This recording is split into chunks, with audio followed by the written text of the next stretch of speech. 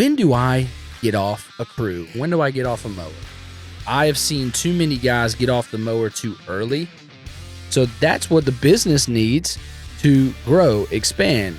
Look, things happen. Like, you got to have working capital, not just working capital, but expansive capital to go, okay, I need a second truck for next year. Or I need this skid steer. Or I need this dingo. Or, there's so many things. If you're not making, the business isn't making profit, how can you? So the reason why I don't tell people to get off the mower until, and I haven't said this yet, until about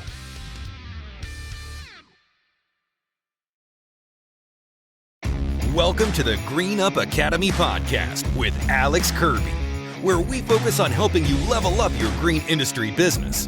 Whether it's marketing, finance, employees, or strategy, we talk about everything on this show to help you apply it to your business and change your family and company's future for decades to come. Here's your host, Alex Kirby. What's up, Green Up Academy podcast family? Alex Kirby here, your host of the Green Up Academy podcast, where we talk about mowing, growing, and everything it takes to level up your green industry business here on this podcast. Thank you guys so much for being listeners. If you guys don't know who I am, I'm going to give you a quick intro. Alex Kirby is my name. I am born and raised in Columbia, South Carolina, the heaven on earth here in the United States. Love living in South Carolina. And I am 31 years young. I have 3 kids, a beautiful wife. My wife, Faith, is everything to me. She's the best. She's my best friend. And we started our lawn and landscape business that we recently sold in 2017. So owned it from 2017 to 2023. I still own the IP and the name, but the business is no longer in business because I sold it. So, but I love helping you guys. We have the Green Up Academy. If you guys don't know what that is a great place for community, for coaching, and for courses. So y'all check that out at thegreenupacademy.com. But here on this podcast, we talk about all things green industry to help you on the business side. Okay. We're not going to sit here and talk about equipment and striping and all that stuff. There's plenty of other guys out there doing that. I'm a business guy. We talk about how to grow your green industry business. And I think that's where the weakness has been in our industry for a long time. Because so many guys, they don't start as business guys. They start as guys who are hard workers who want to provide for their families and cut grass and grind it out and get customers. And the finance, the marketing, the sales, the team, the employee side, the leadership, it's the back burner. So it's something that if you get it right, it can really give you a competitive advantage as you grow. So we deem it as very, very important. So that's what we talk about here on the podcast. Just want to give Jobber a shout out for being a sponsor of our show. Jobber, if you guys don't know, is the leading CRM in the game for service and trades people, especially in the green industry. If you use my code, which are in the show notes, and it's on our Instagram and our links, you will get 14-day free trial for free and huge discounts moving forward. So make sure you guys check out Jobber. Invoicing, quoting, routing, it does everything. So guys, make sure you check it out. Jobber changed my business forever. I remember I did 250 grand in business our first year, and then we did 500 grand the second year. And going into year 3, I knew we were going to jump up to around $1 million. I was like terrified because I had been doing everything on Excel sheets and just basically emailing quotes through an email, like a Gmail account. And I went to Equip Expo, which was at the time GIE, fall of 2018 for the first time. And that's when I ran into the Jobber booth, and Corey Ballard was there speaking. And that's who I first saw, and just so impressed with him. But that's when I realized that, wow, like if I get a software, this is going to change everything for me. Like I'm going to be legit. I was sending invoices correctly, like through QuickBooks, but, that's all I was doing. And so got Jobber in 2019, and it took my business to another level. It just made it so legit. So if you guys aren't using Jobber, you should check that out. This episode today, we're going to be talking about something pretty fun that I get often in our community on the Green Up Academy. And that is, when do I get off a crew? When do I get off a mower? We hear that question consistently, my team and I, of when's the right time? When am I supposed to? I mean, I'm slammed with quotes, but I can't really afford to get off the mower because I don't want to pay somebody. I feel like if I don't pay somebody, then I'll never get the quotes, and it's an endless cycle, right, y'all? And so today we're gonna kind of chat through that of when's the right time to get off the mower, why, just so you know. So let's kind of jump into that. All right. When do you get off the mower? Well, of course, you don't get off the mower until it makes sense financially. Duh. Okay. I have seen too many guys get off the mower too early, and they either break even or don't make any money or lose money, and they're like, what happened? Well, you got off the mower. Let me do some quick math for you, okay? If you only have 2 employees, right? You have 2 employees. The whole thing about the green industry, especially with mowing, guys, is time is money. Okay. So if you're paying a guy $20 an hour, okay, and with payroll tax and all the other things that come with paying someone hourly, let's say that's going to cost you 10 hours a day. It's $200 plus, 12% roughly. So 12% is another 12. 20, $25 a day, 20 something bucks a day. Okay. So you got a break even cost on that employee on the labor at $220, let's say. You got 2 of those. So you're at $440 break even per day in labor.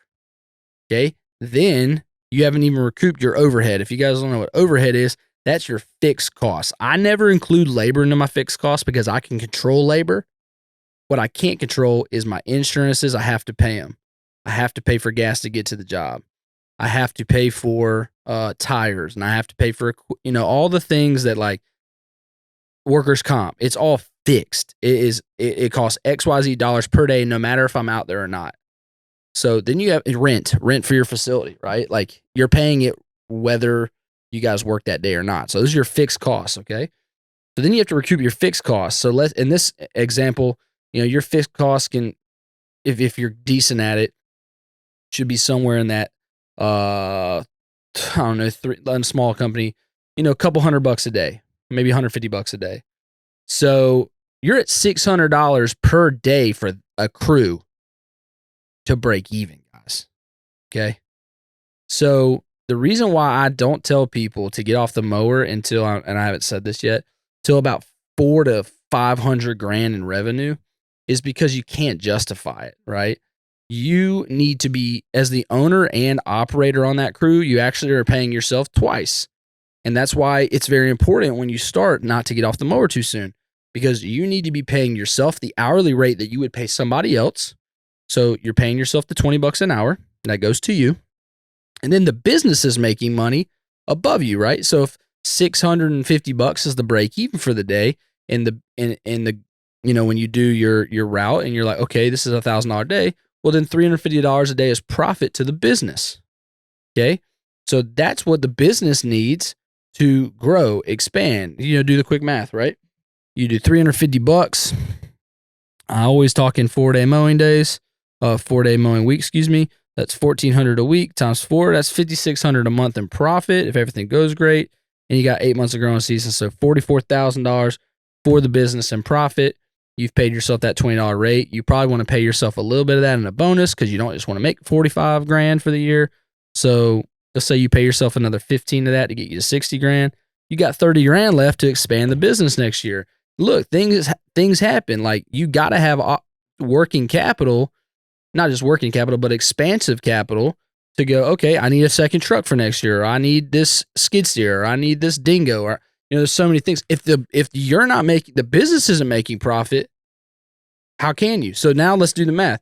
If you got off the truck too soon and you're paying another guy that $20 an hour, now the only thing left is that $40,000 that the business made to pay yourself. And therefore the business makes no money except for you to pay yourself a nominal salary. And that's why people get stuck. I recently had a friend, a coaching client who signed up for my Journey program. If you guys are looking into a program where I take you from A to Z on how to grow your company, sort of a fractional chief revenue officer, if you will, I'm your guy. So we have one spot left. If you're interested in that, hit me up at alex@thegreenupacademy.com. I'll take you through all of this on how to get your business to the most revenue and profit it can. But I have one of my guys sign up, and he did this. He had a crew last year, and he got off the truck too soon, and he only made not very much profit at all. And this is what we identified. And this year now he's back on the truck. He's doing great. He's doing super great. Revenue wasn't his problem, is that he was sending it out too soon. So for us, I didn't get off. The first 2 years I mowed every day, all day, the first 2 years, and that was our 500K. And then going into year 3, I got off the mower when we jumped to $1 million. So I think that 400 to 500K number is the right number, because at that point you're doing 4 or 5 quotes, probably a day. During the growing season, you've got to take materials. You've got to be the leader of the team. You can't just be on the machines. So hopefully that kind of answers that. Please don't make that mistake. Do not get off the mower too soon, guys. Like, it's a huge mistake. It will stunt your business growth like crazy. The other kind of thing to note off that is, don't take too much out of the business early.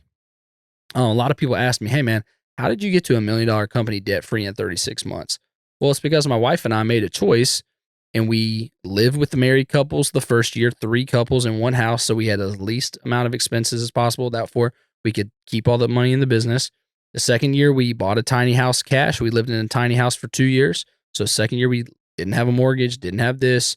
Worked my butt off so I could save all this money. I saved $100,000, and then I spent almost all that money on expanding to the $1 million company. So again, this is 2018, 2019. You could buy like a nice truck for $13,000 at the time, man. Like I bought trucks, trailers, mowers, and it was like $50,000 at 3 extra crews. Like, it was awesome. Now things have gotten more expensive, so a little bit more difficult, but you've got to make sacrifices. You've got to make choices where you go, hey, do I want this business to grow, or do I want it to pay for my lifestyle?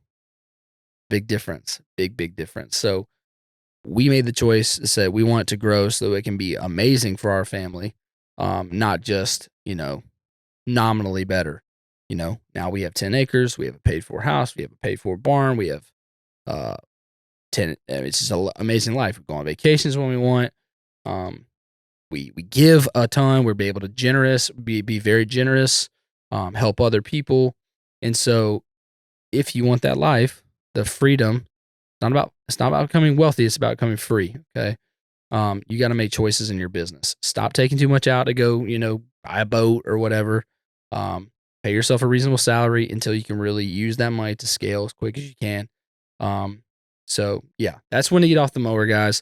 Get to that 2-3 crews. You can get off that point, become the ops manager and sales manager. If you want to talk to me more about what that looks like, do a coaching call. Would love for you to go through the Green Up Academy platform and sign up for one of those. I want to give a shout out to Pure Marketing, my company. We focus on a lot of green industry companies. We're rebranding here soon to Backbone Creative, because we want to work with companies that have a backbone, that are the backbone of their communities, like yours. So we're really excited about that. So make sure you hit us up for any marketing, email, social media, websites. We're your team. We can do it for you. We'd love to help you crush and get more customers. So thank y'all for listening. As always, the Green Up Academy podcast. Make sure you leave us a 5-star review wherever you're listening. Like, subscribe, and I'll see you next time. Keep mowing, keep growing, keep leveling up. See you next time.